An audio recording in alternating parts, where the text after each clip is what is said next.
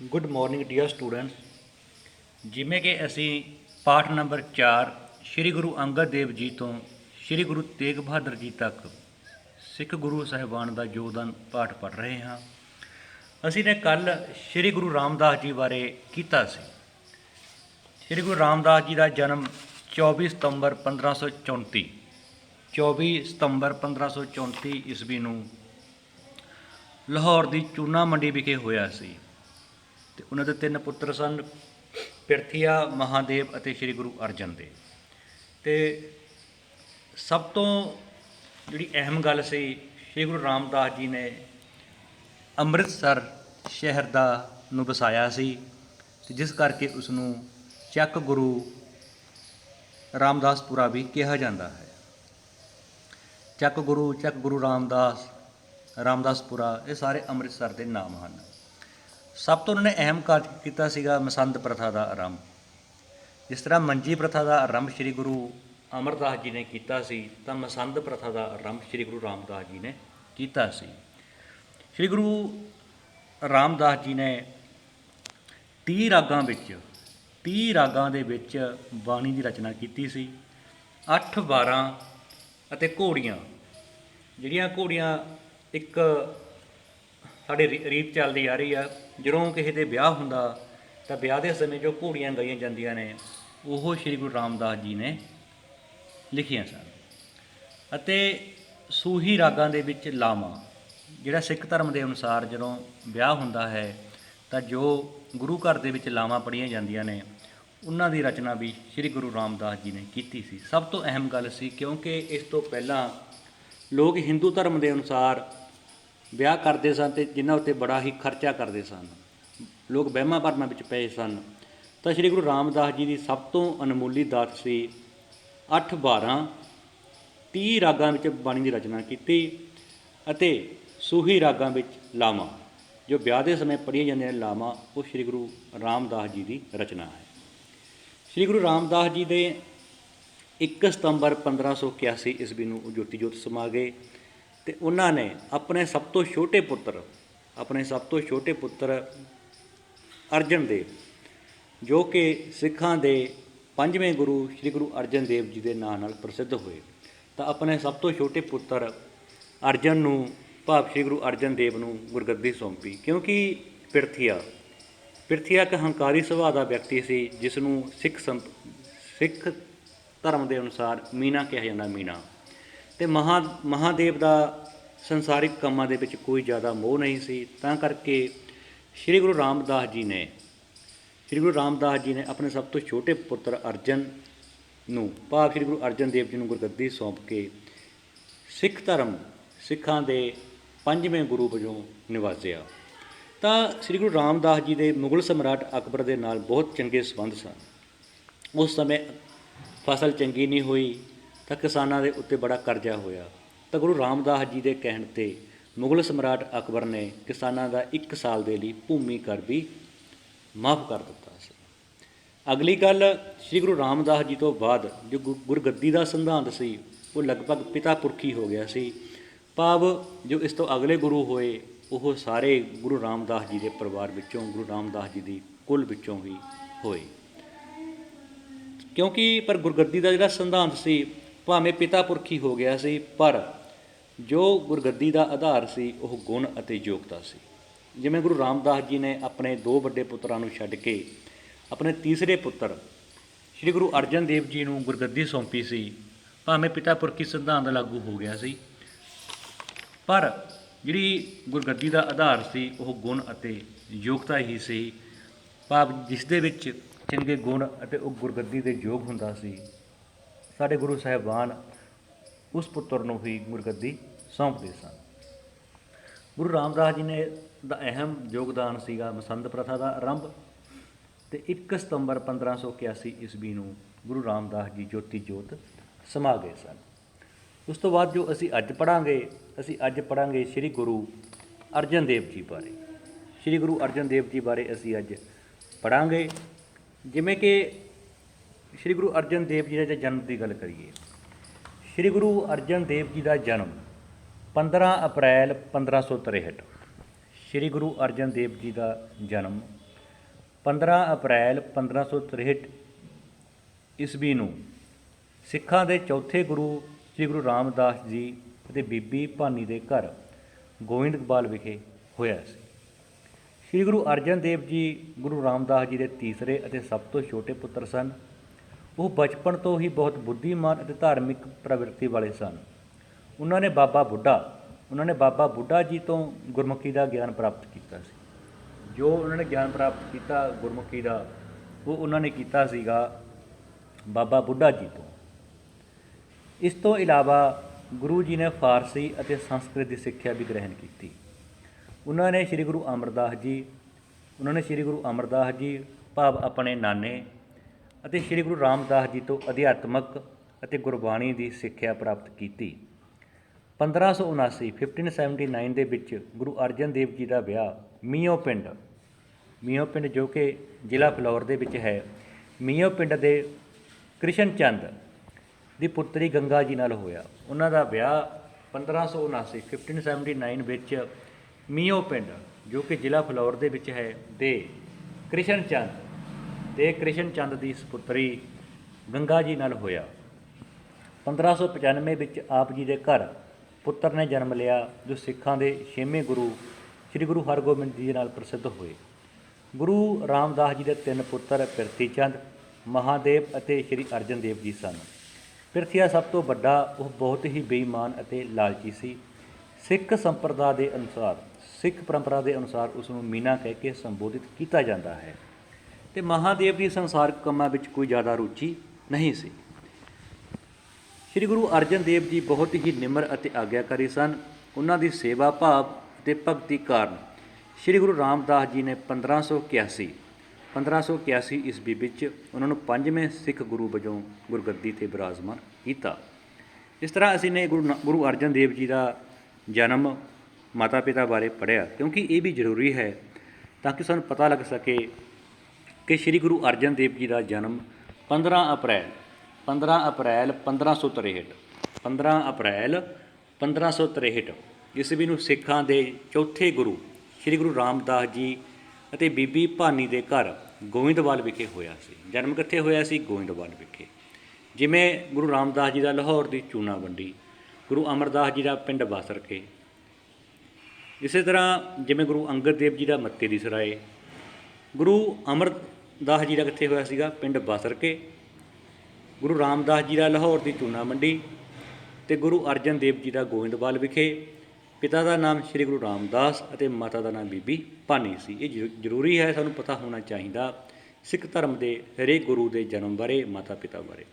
ਗੁਰੂ ਅਰਜਨ ਦੇਵ ਜੀ ਦਾ ਜਨਮ 15 ਅਪ੍ਰੈਲ 1563 ਈਸਵੀ ਨੂੰ ਹੋਇਆ ਸੀ। ਉਹਨਾਂ ਨੇ ਜੋ ਸਿੱਖਿਆ ਪ੍ਰਾਪਤ ਕੀਤੀ ਗੁਰਮੁਖੀ ਦੀ, ਉਹ ਬਾਬਾ ਬੁੱਢਾ ਜੀ ਤੋਂ ਪ੍ਰਾਪਤ ਕੀਤੀ ਸੀ ਅਤੇ ਇਹਨਾਂ ਦਾ ਵਿਆਹ ਹੋਇਆ ਸੀਗਾ 1579 ਵਿੱਚ ਮੀਆਂ ਪਿੰਡ ਜ਼ਿਲ੍ਹਾ ਫਿਲੌਰ ਦੇ ਵਿੱਚ ਹੈ, ਜੋ ਕਿ ਦੇ ਕ੍ਰਿਸ਼ਨ ਚੰਦ ਦੀ ਸਪੁੱਤਰੀ ਗੰਗਾ ਜੀ ਨਾਲ ਹੋਇਆ ਸੀ ਅਤੇ 1595 ਵਿੱਚ ਇਹਨਾਂ ਦਾ ਇੱਕੋ ਹੀ ਪੁੱਤਰ ਸੀ ਸ੍ਰੀ ਗੁਰੂ ਹਰਗੋਬਿੰਦ, ਜੋ ਸਿੱਖਾਂ ਦੇ 6ਵੇਂ ਗੁਰੂ। ਹੁਣ ਅਸੀਂ ਜੋ ਅੱਜ ਦਾ ਕੰਮ ਹੈ ਸ੍ਰੀ ਗੁਰੂ ਅਰਜਨ ਦੇਵ ਜੀ ਦਾ ਯੋਗਦਾਨ, ਸਭ ਤੋਂ ਵੱਡਾ ਇਹਨਾਂ ਦਾ ਯੋਗਦਾਨ ਹੈ ਅੰਮ੍ਰਿਤਸਰ ਵਿੱਚ ਹਰਿਮੰਦਰ ਸਾਹਿਬ ਦੀ ਉਸਾਰੀ। ਸਭ ਤੋਂ ਵੱਡਾ ਜੋ ਗੁਰੂ ਅਰਜਨ ਦੇਵ ਜੀ ਦਾ ਯੋਗਦਾਨ ਹੈ ਅੰਮ੍ਰਿਤਸਰ ਵਿੱਚ ਹਰਿਮੰਦਰ ਸਾਹਿਬ ਦੀ ਉਸਾਰੀ। ਹਰਿਮੰਦਰ ਸਾਹਿਬ ਦੀ ਉਸਾਰੀ ਸ੍ਰੀ ਗੁਰੂ ਅਰਜਨ ਦੇਵ ਜੀ ਨੇ ਅੰਮ੍ਰਿਤਸਰ ਸਰੋਵਰ ਦੇ ਵਿਚਕਾਰ 1588 ਈਸਵੀ ਵਿੱਚ ਹਰਿਮੰਦਰ ਸਾਹਿਬ ਦੀ ਉਸਾਰੀ ਦਾ ਕੰਮ ਸ਼ੁਰੂ ਕਰਾਇਆ ਅਤੇ ਇਸ ਦੀ ਨੀਂਹ ਸੀ ਉਹ 1589 ਕਰ ਲਿਓ 1588 ਨਹੀਂ ਹੈਗਾ ਤਾਂ ਇੱਥੇ 1599 ਕਰ ਲੈਣਾ। 1599 ਵਿੱਚ ਸੂਫੀ ਫਕੀਰ ਮੀਆਂ ਮੀਰ ਨੇ ਰੱਖਿਆ। ਹਰਿਮੰਦਰ ਸਾਹਿਬ ਦੇ ਚਾਰੇ ਪਾਸੇ ਦਰਵਾਜ਼ੇ ਰੱਖੇ, ਭਾਵ ਇਹ ਮੰਦਰ ਚਾਰੇ ਜਾਤਾਂ ਅਤੇ ਚਾਰੇ ਪਾਸਿਓਂ ਆਉਣ ਵਾਲੇ ਲੋਕਾਂ ਦੇ ਲਈ ਖੁੱਲ੍ਹਾ ਹੈ, ਕਿਉਂਕਿ ਹਰਿਮੰਦਰ ਦਾ ਅਰਥ ਹੈ ਈਸ਼ਵਰ ਦਾ ਘਰ, ਈਸ਼ਵਰ ਦਾ ਮੰਦਰ, ਪਰਮਾਤਮਾ ਦਾ ਮੰਦਰ। ਹਰਿਮੰਦਰ ਦਾ ਅਰਥ ਹੈ ਈਸ਼ਵਰ ਦਾ ਘਰ। 1599 ਈਸਵੀ ਵਿੱਚ ਇਸ ਦੀ ਨੀਂਹ ਫਕੀਰ ਸੂਫੀ ਫਕੀਰ ਮੀਆਂ ਮੀਰ ਜੀ ਨੇ ਰੱਖੀ ਸੀ। ਸੂਫੀ ਫਕੀਰ ਮੀਆਂ ਮੀਰ ਜੀ ਤੋਂ ਰਖਵਾਈ ਸੀ। 1604 ਹਰਿਮੰਦਰ ਸਾਹਿਬ ਦੀ ਉਸਾਰੀ ਭਾਈ ਬੁੱਢਾ ਅਤੇ ਭਾਈ ਗੁਰਦਾਸ। ਹਰਿਮੰਦਰ ਸਾਹਿਬ ਦੀ ਉਸਾਰੀ ਭਾਈ ਬੁੱਢਾ ਅਤੇ ਭਾਈ ਗੁਰਦਾਸ, ਭਾਈ ਬੁੱਢਾ ਅਤੇ ਭਾਈ ਗੁਰਦਾਸ ਦੀ ਦੇਖ ਰੇਖ ਵਿੱਚ ਹੋਈ ਸੀ। ਜੋ ਸਾਰਾ ਕੰਮ ਹੋਇਆ ਸੀ ਉਸਾਰੀ ਦਾ, ਉਹ ਬਾਬਾ ਬੁੱਢਾ ਜੀ ਅਤੇ ਭਾਈ ਗੁਰਦਾਸ ਜੀ ਦੀ ਦੇਖ ਰੇਖ ਵਿੱਚ 1601 ਵਿੱਚ ਸੰਪੂਰਨ ਹੋਇਆ ਸੀ। 1588 ਵਿੱਚ ਕੰਮ ਸ਼ੁਰੂ ਕਰਾਇਆ ਸੀ, ਭਾਵ 1599 ਵਿੱਚ ਇਸ ਦਾ ਨੀਂਹ ਪੱਥਰ ਸੂਫੀ ਫਕੀਰ ਮੀਆਂ ਮੀਰ ਜੀ ਤੋਂ ਰਖਵਾਇਆ ਸੀ, ਜੋ ਕਿ ਇੱਕ ਮੁਸਲਮਾਨ ਸਨ। ਗੁਰੂ ਜੀ ਨੇ ਸਾਰੇ ਧਰਮਾਂ ਦੇ, ਕਿਉਂਕਿ 4 ਦਰਵਾਜ਼ੇ ਕਿਉਂ ਰਖਾਏ, ਸਾਰੀਆਂ ਜਾਤੀਆਂ ਸਾਰੇ ਧਰਮਾਂ ਵਾਸਤੇ ਖੁੱਲ੍ਹੇ ਨੇ, ਤਾਂ ਇਸ ਦਾ ਨੀਂਹ ਪੱਥਰ ਇੱਕ ਮੁਸਲਮਾਨ ਸੂਫੀ ਫਕੀਰ ਮੀਆਂ ਮੀਰ ਤੋਂ ਰਖਵਾਇਆ ਸੀ। ਗੁਰੂ ਜੀ ਨੇ ਵਧੀਆ ਸਬੂਤ ਦਿੱਤਾ ਸੀ ਆਪਣੀ ਸਿਆਣਪ ਦਾ ਅਤੇ ਆਪਣੇ ਧਰਮ ਨਿਰਪੱਖ ਹੋਣ ਦਾ।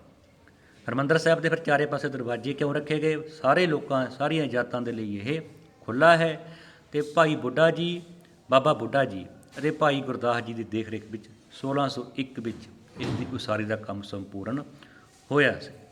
ਸਤੰਬਰ 1604 ਵਿੱਚ ਹਰਿਮੰਦਰ ਸਾਹਿਬ ਵਿੱਚ ਆਦਿ ਗ੍ਰੰਥ ਸਾਹਿਬ ਦੀ ਸਥਾਪਨਾ ਕਰ ਦਿੱਤੀ ਗਈ। ਭਾਈ ਬੁੱਢਾ ਜੀ ਨੂੰ ਉੱਥੋਂ ਦਾ ਪਹਿਲਾ ਗ੍ਰੰਥੀ ਥਾਪਿਆ ਗਿਆ। ਜੇਕਰ ਕਦੇ ਤੁਹਾਨੂੰ ਕੁਐਸਚਨ ਆ ਜੇ ਕਿ ਸਭ ਤੋਂ ਪਹਿਲਾਂ ਹੈੱਡ ਗ੍ਰੰਥੀ ਕਿਸ ਨੂੰ ਥਾਪਿਆ ਗਿਆ ਸੀ, ਉਹ ਥਾਪਿਆ ਗਿਆ ਸੀਗਾ ਭਾਈ ਬੁੱਢਾ ਜੀ ਨੂੰ। ਬਾਬਾ ਬੁੱਢਾ ਵੀ ਕਿਹਾ ਜਾਂਦਾ। ਭਾਈ ਬੁੱਢਾ ਜੀ ਨੂੰ ਇਸ ਦਾ ਪਹਿਲਾ ਗ੍ਰੰਥੀ, ਹੈੱਡ ਗ੍ਰੰਥੀ ਨਿਯੁਕਤ ਕੀਤਾ ਸੀ। ਇਹ ਸਭ ਤੋਂ ਅਹਿਮ ਕੰਮ ਸ਼੍ਰੀ ਗੁਰੂ ਅਰਜਨ ਦੇਵ ਜੀ ਦਾ ਅੰਮ੍ਰਿਤਸਰ ਸ਼ਹਿਰ ਦੇ ਵਿੱਚ ਹਰਿਮੰਦਰ ਸਾਹਿਬ ਦੀ ਉਸਾਰੀ ਦਾ ਕੰਮ। ਹਰੀ ਦਾ ਮੰਦਰ, ਈਸ਼ਵਰ ਦਾ ਘਰ 1599 ਵਿੱਚ 1589 ਵਿੱਚ ਇਸ ਦਾ ਨੀਂਹ ਪੱਥਰ ਸੂਫੀ ਫਕੀਰ ਸਾਈਂ ਮੀਆਂ ਮੀਰ ਜੀ ਤੋਂ ਰਖਾਇਆ ਸੀ। ਉਸ ਤੋਂ ਅਗਲਾ ਕੰਮ ਆਦਿ ਗ੍ਰੰਥ ਸਾਹਿਬ ਦਾ ਸੰਪਾਦਨ। ਜੋ ਇਸ ਤੋਂ ਅਗਲਾ ਕੰਮ ਸੀਗਾ ਮੇਨ, ਆਦਿ ਗ੍ਰੰਥ ਸਾਹਿਬ ਦਾ ਸੰਪਾਦਨ ਜੋ ਇਹਨਾਂ ਨੇ ਕਰਾਇਆ ਸੀ। ਅੰਮ੍ਰਿਤਸਰ ਸਿੱਖਾਂ ਦਾ ਮੱਕਾ ਅਤੇ ਗੰਗਾ ਬਨਾਰਸ ਬਣ ਗਿਆ।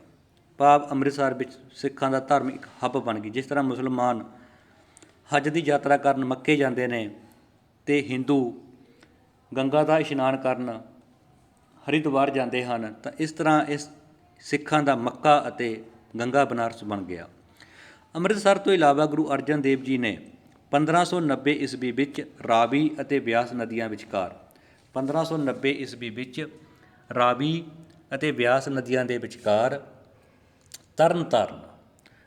ਤਰਨਤਾਰਨ ਨਾਮੀ ਸ਼ਹਿਰ ਦੀ ਨੀਂਹ ਰੱਖੀ। ਇਹ ਸ਼ਹਿਰ ਵਾਲੀ ਜ਼ਮੀਨ ਗੁਰੂ ਜੀ ਨੇ ਖਾਰਾ ਪਿੰਡ ਦੇ ਲੋਕਾਂ ਤੋਂ ਖਰੀਦ ਕੇ ਇੱਕ ਸਰੋਵਰ ਦੀ ਖੁਦਾਈ ਦਾ ਕੰਮ ਸ਼ੁਰੂ ਕਰਵਾ ਦਿੱਤਾ। ਇਸ ਸਰੋਵਰ ਦਾ ਨਾਂ ਤਰਨਤਾਰਨ ਰੱਖਿਆ ਗਿਆ, ਜਿਸ ਦਾ ਭਾਵ ਸੀ ਕਿ ਇਸ ਵਿੱਚ ਇਸ਼ਨਾਨ ਕਰਨ ਵਾਲਾ ਵਿਅਕਤੀ ਇਸ ਸੰਸਾਰ ਦੇ ਭਵ ਸਾਗਰ ਤੋਂ ਤਰ ਜਾਵੇਗਾ। ਭਾਵ ਇਸ ਸੰਸਾਰ ਦੇ ਭਵ ਸਾਗਰ ਤੋਂ ਤਰ ਜਾਂਦਾ ਹੈ। ਅਤੇ ਉਸ ਤੋਂ ਬਾਅਦ 1590 ਦੇ ਵਿੱਚ ਗੁਰੂ ਅਰਜਨ ਦੇਵ ਜੀ ਨੇ ਤਰਨਤਾਰਨ ਸ਼ਹਿਰ ਹੈ, ਅੱਜ ਕੱਲ੍ਹ ਜ਼ਿਲ੍ਹਾ ਹੈ, ਇਸ ਦੀ ਸਥਾਪਨਾ 1590 ਵਿੱਚ ਸ਼੍ਰੀ ਗੁਰੂ ਅਰਜਨ ਦੇਵ ਜੀ ਨੇ ਮਾਝੇ ਵਿੱਚ ਹੈ ਤਰਨਤਾਰਨ ਦੇ ਖਾਰਾ ਨਾਮਕ ਪਿੰਡ ਜੋ ਕਿ ਅੰਮ੍ਰਿਤਸਰ ਤੋਂ 20 ਕਿਲੋਮੀਟਰ ਦੂਰ ਹੈ। ਤਰਨਤਾਰਨ ਅੰਮ੍ਰਿਤਸਰ ਤੋਂ 20 ਕਿਲੋਮੀਟਰ ਦੂਰ ਹੈ। ਅੰਮ੍ਰਿਤਸਰ ਤੋਂ 20 ਕਿਲੋਮੀਟਰ ਦੂਰ ਦੱਖਣ ਵਿੱਚ 1590 ਵਿੱਚ ਗੁਰੂ ਅਰਜਨ ਦੇਵ ਜੀ ਨੇ ਮਾਝਾ ਦੇ ਖਾਰਾ ਨਾਮਕ ਪਿੰਡ ਵਿੱਚ ਅੰਮ੍ਰਿਤਸਰ ਤੋਂ 20 ਕਿਲੋਮੀਟਰ ਦੱਖਣ ਵਿੱਚ ਤਰਨਤਾਰਨ ਨਾਮ ਦਾ ਸਰੋਵਰ ਬਣਾਇਆ ਸੀ। ਇਸ ਕਾਰਨ ਇਸ ਜਗ੍ਹਾ ਦਾ ਨਾਂ ਤਰਨਤਾਰਨ ਹੀ ਪੈ ਗਿਆ ਸੀ। ਇਸ ਸਰੋਵਰ ਦਾ ਨਾਂ ਤਰਨਤਾਰਨ ਰੱਖਿਆ ਗਿਆ, ਭਾਵ ਜੋ ਇਸ ਵਿੱਚ ਇਸ਼ਨਾਨ ਕਰੇਗਾ ਉਹ ਵਿਅਕਤੀ ਇਸ ਭਵ ਸਾਗਰ ਤੋਂ ਤਰ ਜਾਵੇਗਾ। ਇਸੇ ਤਰ੍ਹਾਂ 1593 ਵਿੱਚ ਜਲੰਧਰ ਦੇ ਕੋਲ ਕਰਤਾਰਪੁਰ ਨਗਰ, ਭਾਵ ਈਸ਼ਵਰ ਦਾ ਘਰ, ਕਰਤਾਰਪੁਰ ਨਗਰ ਦੀ ਸਥਾਪਨਾ ਕੀਤੀ ਅਤੇ ਗੰਗਸਰ ਸਰੋਵਰ ਦਾ ਨਿਰਮਾਣ ਵੀ ਕਰਾਇਆ ਸੀ। ਤਾਂ 1593 ਵਿੱਚ ਗੁਰੂ ਅਰਜਨ ਦੇਵ ਜੀ ਨੇ ਜਲੰਧਰ ਦੇ ਕੋਲ ਕਰਤਾਰਪੁਰ, ਭਾਵ ਈਸ਼ਵਰ ਦਾ ਘਰ ਦੀ ਸਥਾਪਨਾ ਕੀਤੀ ਅਤੇ ਉੱਥੇ ਗੰਗਸਰ ਨਾਮੀ ਸਰੋਵਰ ਦੀ ਖੁਦਾਈ ਵੀ ਕਰਾਈ ਸੀ। ਸਿੱਟੇ ਵਜੋਂ ਇਹ ਸ਼ਹਿਰ ਜਲੰਧਰ ਦੁਆਬੇ ਵਿੱਚ ਸਿੱਖ ਧਰਮ ਦੇ ਪ੍ਰਚਾਰ ਦਾ ਕੇਂਦਰ ਬਣ ਗਿਆ। 1595 1595 ਦੇ ਵਿੱਚ ਇੱਕ ਲੰਮੀ ਉਡੀਕ ਤੋਂ ਬਾਅਦ ਗੁਰੂ ਅਰਜਨ ਦੇਵ ਜੀ ਦੇ ਘਰ ਇੱਕ ਸਪੁੱਤਰ ਹਰਗੋਬਿੰਦ ਜੀ ਨੇ ਜਨਮ ਲਿਆ। ਇਸ ਲਈ ਗੁਰੂ ਜੀ ਨੇ ਆਪਣੇ ਪੁੱਤਰ ਦੇ ਜਨਮ ਦੀ ਖੁਸ਼ੀ ਵਿੱਚ ਬਿਆਸ ਨਦੀ ਦੇ ਕੰਢੇ ਆਪਣੇ ਬੇਟੇ ਦੇ ਨਾਂ 'ਤੇ, ਆਪਣੇ ਪੁੱਤਰ ਦੇ ਨਾਂ 'ਤੇ ਹਰਗੋਬਿੰਦਪੁਰ ਨਾਮੀ ਸ਼ਹਿਰ ਦੀ ਨੀਂਹ ਰੱਖੀ। ਤਾਂ 1595 ਵਿੱਚ ਆਪਣੇ ਪੁੱਤਰ ਹਰਗੋਬਿੰਦ ਜੀ ਦੀ ਜਨਮ ਦੀ ਖੁਸ਼ੀ ਵਿੱਚ ਬਿਆਸ ਨਦੀ ਦੇ ਕੰਢੇ ਹਰਗੋਬਿੰਦਪੁਰ ਨਗਰ ਵਸਾਇਆ ਸੀ। ਗੁਰੂ ਅਰਜਨ ਦੇਵ ਜੀ ਨੇ ਅੰਮ੍ਰਿਤਸਰ ਦੇ ਨਜ਼ਦੀਕ ਪੱਛਮ ਵੱਲ ਇੱਕ ਹੋਰ ਸ਼ਹਿਰ, ਗੁਰੂ ਅਰਜਨ ਦੇਵ ਜੀ ਨੇ ਅੰਮ੍ਰਿਤਸਰ ਦੇ ਨਜ਼ਦੀਕ ਪੱਛਮ ਵੱਲ ਕੁਝ ਕੁ ਮੀਲਾਂ ਦੇ ਵਿੱਤ ਵਿੱਚ ਪਾਣੀ ਦੀ ਥੁੱਡ ਨੂੰ ਪੂਰਾ ਕਰਨ ਲਈ ਇੱਕ ਛੇ ਹਾਟਾ ਵਾਲਾ ਖੂਹ ਖੁਦਵਾਇਆ। ਹੌਲੀ ਹੌਲੀ ਉਸ ਦੁਆਲੇ ਇੱਕ ਸ਼ਹਿਰ ਵੀ ਵਸ ਗਿਆ, ਜਿਸ ਨੂੰ ਅੱਜ ਕੱਲ੍ਹ ਛੇਹਟਾ ਕਹਿੰਦੇ ਹਨ। ਭਾਵ ਉੱਥੇ 6 ਹੱਟ, ਪਹਿਲਾਂ ਪਾਣੀ ਲੋਕ ਖੂਹ ਦੇ ਵਿੱਚੋਂ ਹਾਟਾਂ ਰਾਹੀਂ ਕੱਢਦੇ ਸਨ, ਭਾਵ ਹੱਟ ਕਹਿੰਦੇ ਸਨ ਉਸ ਨੂੰ। ਤਾਂ 6 ਲਗਾਏ ਸਨ, ਤਾਂ ਜਿਸ ਕਰਕੇ ਉਸ ਦਾ ਨਾਮ ਛੇਹਰਟਾ ਪੈ ਗਿਆ। ਹੌਲੀ ਹੌਲੀ ਉਸ ਦੁਆਲੇ ਇੱਕ ਸ਼ਹਿਰ ਵੀ ਵਸ ਗਿਆ, ਜਿਸ ਨੂੰ ਅੱਜ ਕੱਲ੍ਹ ਛੇਹਰਟਾ ਕਹਿੰਦੇ ਹਨ। ਇਹ ਅਸੀਂ ਗੁਰੂ ਅਰਜਨ ਦੇਵ ਜੀ ਦੇ ਸਿੱਖ ਧਰਮ ਦਾ ਜੋ ਯੋਗਦਾਨ, ਜੋ ਉਹਨਾਂ ਨੇ ਨਗਰਾਂ ਦੀ ਸਥਾਪਨਾ ਕੀਤੀ, ਉਸ ਬਾਰੇ ਪੜ੍ਹਿਆ ਹੈ। ਜਿਵੇਂ 1588 ਵਿੱਚ ਹਰਿਮੰਦਰ ਦੀ ਉਸਾਰੀ ਦਾ ਕੰਮ ਉਹਨਾਂ ਨੇ ਸ਼ੁਰੂ ਕਰਾਇਆ, ਅਤੇ 1589 ਦੇ ਵਿੱਚ ਇੱਕ ਸੂਫੀ ਸੰਤ ਸਾਈਂ ਮੀਆਂ ਮੀਰ ਤੋਂ ਹਰਿਮੰਦਰ ਸਾਹਿਬ ਦੀ ਨੀਂਹ ਰਖਾਈ ਗਈ। ਉਸ ਤੋਂ ਬਾਅਦ ਉਹਨਾਂ ਨੇ ਸਭ ਤੋਂ ਮੇਨ ਕੰਮ ਜੋ ਕੀਤਾ ਸੀਗਾ, ਉਹਨਾਂ ਨੇ 1604 ਵਿੱਚ ਹਰਿਮੰਦਰ ਸਾਹਿਬ ਵਿੱਚ ਆਦਿ ਗ੍ਰੰਥ ਸ੍ਰੀ ਗੁਰੂ ਗ੍ਰੰਥ ਸਾਹਿਬ ਜੀ ਦਾ ਪ੍ਰਕਾਸ਼ ਕੀਤਾ ਅਤੇ ਬਾਬਾ ਬੁੱਢਾ ਜੀ ਨੂੰ ਇਸ ਦਾ ਪਹਿਲਾ ਗ੍ਰੰਥੀ ਨਿਯੁਕਤ ਕੀਤਾ। ਫਿਰ ਉਹਨਾਂ ਨੇ 1590 ਵਿੱਚ ਤਰਨਤਾਰਨ ਦਾ ਨਗਰ ਵਸਾਇਆ। 1593 ਵਿੱਚ ਕਰਤਾਰਪੁਰ ਦਾ ਅਤੇ ਉੱਥੇ ਗੰਗਸਰ ਸਰੋਵਰ ਦੀ ਸਥਾਪਨਾ ਕਰਾਈ, ਦੀ ਖੁਦਾਈ ਕਰਾਈ। ਅਤੇ 1595 ਵਿੱਚ ਉਹਨਾਂ ਨੇ ਆਪਣੇ ਪੁੱਤਰ ਦੀ ਖੁਸ਼ੀ ਦੇ ਵਿੱਚ ਬਿਆਸ ਨਦੀ ਦੇ ਕੰਢੇ ਹਰਗੋਬਿੰਦਪੁਰ ਨਗਰ ਵਸਾਇਆ। ਅਤੇ ਇਸੇ ਤਰ੍ਹਾਂ ਉਹਨਾਂ ਨੇ ਅੰਮ੍ਰਿਤਸਰ ਤੋਂ ਪੱਛਮ ਵੱਲ ਪਾਣੀ ਦੀ ਘਾਟ ਨੂੰ ਪੂਰਾ ਕਰਨ ਲਈ ਇੱਕ 6 ਹਾਟਾਂ ਵਾਲਾ ਖੂਹ ਖੁਦਵਾਇਆ, ਭਾਵ 6 ਹਾਟਾਂ ਵਾਲਾ ਖੂਹ ਖੁਦਵਾਇਆ। ਹੌਲੀ ਹੌਲੀ ਇਸ ਦੁਆਲੇ ਇੱਕ ਸ਼ਹਿਰ ਵੀ ਵਸ ਗਿਆ, ਜਿਸ ਨੂੰ ਅੱਜ ਕੱਲ੍ਹ ਛੇਹਰਟਾ ਕਹਿੰਦੇ ਹਨ।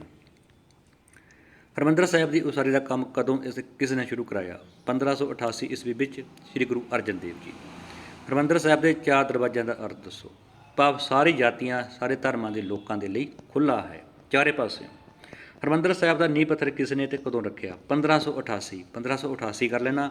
1588 ਵਿੱਚ ਸੂਫੀ ਸੰਤ, ਇੱਕ ਪ੍ਰਸਿੱਧ ਸੂਫੀ ਫਕੀਰ ਮੀਆਂ ਮੀਰ ਜੀ ਨੇ ਰੱਖਿਆ। ਗਲਤ ਅਤੇ ਠੀਕ। ਤਰਨਤਾਰਨ ਸ਼ਹਿਰ ਦੀ ਸਥਾਪਨਾ ਗੁਰੂ ਰਾਮਦਾਸ ਜੀ ਨੇ ਕੀਤੀ। ਗਲਤ ਹੈ, ਗੁਰੂ ਅਰਜਨ ਦੇਵ ਜੀ ਨੇ ਕੀਤੀ ਸੀ। ਹਰਗੋਬਿੰਦ ਸ਼ਹਿਰ ਦਰਿਆ ਰਾਵੀ ਦੇ ਕੰਢੇ ਹੈ, ਇਹ ਵੀ ਗਲਤ ਹੈ। ਇਹ ਦਰਿਆ ਬਿਆਸ ਦੇ ਕੰਢੇ ਹੈ। ਕਿਸ ਸ਼ਹਿਰ ਨੂੰ ਸਿੱਖਾਂ ਦਾ ਮੱਕਾ ਕਿਹਾ ਜਾਂਦਾ ਹੈ? ਸ਼੍ਰੀ ਅੰਮ੍ਰਿਤਸਰ ਨੂੰ ਸਿੱਖਾਂ ਦਾ ਮੱਕਾ ਕਿਹਾ ਜਾਂਦਾ ਹੈ। ਆਦਿ ਗ੍ਰੰਥ ਦੀ ਸਥਾਪਨਾ ਕਦੋਂ ਕੀਤੀ ਗਈ? 1604 ਈਸਵੀ ਵਿੱਚ। ਹਰਿਮੰਦਰ ਸਾਹਿਬ ਦਾ ਪਹਿਲਾ ਹੈੱਡ ਗ੍ਰੰਥੀ ਕਿਸ ਨੂੰ ਥਾਪਿਆ ਗਿਆ? ਬਾਬਾ ਬੁੱਢਾ ਜੀ ਨੂੰ, ਭਾਈ ਬੁੱਢਾ ਜਾਂ ਬਾਬਾ ਬੁੱਢਾ ਜੀ ਨੂੰ ਥਾਪਿਆ ਗਿਆ। ਇਸ ਤਰ੍ਹਾਂ ਅਸੀਂ ਜੋ ਅੱਜ ਸ਼੍ਰੀ ਗੁਰੂ ਅਰਜਨ ਦੇਵ ਜੀ ਦੇ ਯੋਗਦਾਨ ਬਾਰੇ ਪੜ੍ਹਿਆ ਹੈ, ਉਸ ਦੇ ਕੁਐਸਚਨ ਆਨਸਰ ਅੰਗਰੇਜ਼ੀ ਅਤੇ ਪੰਜਾਬੀ ਮੀਡੀਅਮ ਵਿੱਚ ਕੀਤੇ ਹਨ। ਇੱਥੇ 1589 ਕਰ ਲਿਓ, 1589 ਕਰ ਲਿਓ ਇੱਥੇ। ਅਤੇ ਹਰ ਰੋਜ਼ ਸਮਾਜਿਕ ਅਤੇ ਅੰਗਰੇਜ਼ੀ ਦੇ ਵਿਸ਼ੇ ਦੀ 1 ਘੰਟਾ ਮੈਂ ਕਲਾਸ ਲਗਾਉਣਾ ਔਨਲਾਈਨ, ਜੋ ਕਿ ਬਿਲਕੁਲ ਫ੍ਰੀ ਹੈ, ਸਾਰੇ ਬੱਚਿਆਂ ਦੇ ਲਈ ਹੈ। ਕੋਈ ਵੀ ਬੱਚਾ ਉਹ ਕਲਾਸ ਲਾ ਸਕਦਾ ਹੈ। ਅਤੇ ਜੇਕਰ ਕਿਸੇ ਬੱਚੇ ਨੂੰ ਕੋਈ ਦਿੱਕਤ ਹੈ ਤਾਂ ਮੇਰੇ ਨੰਬਰ 9876276777 'ਤੇ ਮੈਨੂੰ ਮੈਸੇਜ ਜਾਂ ਕਾਲ ਕਰ ਸਕਦਾ ਹੈ। ਜੇਕਰ ਕਿਸੇ ਬੱਚੇ ਨੇ ਗਰੁੱਪ ਦੇ ਵਿੱਚ ਐਡ ਹੋਣਾ ਹੈ ਕਲਾਸ ਲਗਾਉਣ ਦੇ ਲਈ, ਤਾਂ ਉਹ ਬੱਚਾ ਮੈਨੂੰ ਮੈਸੇਜ ਜਾਂ ਕਾਲ ਵੀ ਕਰ ਸਕਦਾ ਹੈ। ਅਤੇ ਹਰੇਕ ਬੱਚੇ ਦੀ ਮੈਂ ਕੋਸ਼ਿਸ਼ ਕਰਦਾ ਕਿ ਵੱਧ ਤੋਂ ਵੱਧ ਮਦਦ ਕੀਤੀ ਜਾ ਸਕੇ, ਤਾਂ ਜੋ ਉਹਨਾਂ ਦੀ ਅੰਗਰੇਜ਼ੀ ਸਮਾਜਿਕ ਸਿੱਖਿਆ ਵਿਸ਼ੇ ਦੀ ਤਿਆਰੀ ਵਧੀਆ ਹੋ ਸਕੇ। ਧੰਨਵਾਦ।